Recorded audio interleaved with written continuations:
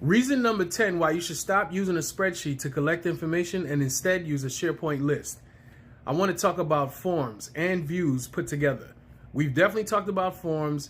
I told you about views, but let me give you an example how you could use them together. So let's say you're an IT ticketing help desk. You could use a SharePoint list to collect your tickets for the help desk. Now let's say you take two types of requests. One of them being a trouble ticket, so like, yo, something's wrong with my computer. On that form, you would probably put, the name of the computer and have the person explain their issue.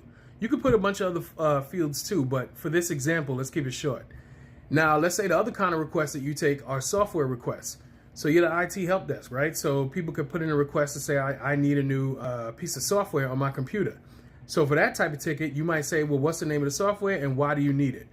Now, both of those forms can exist, and both sets of information can also exist in the same list.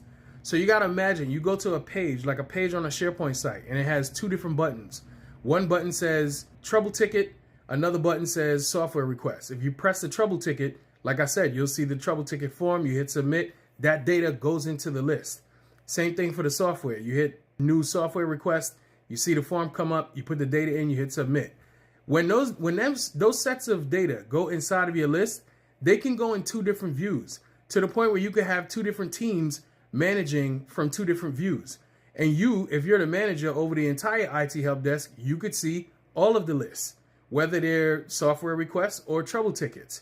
The other team members can see it too, but by default, you can set it up so they only see their stuff.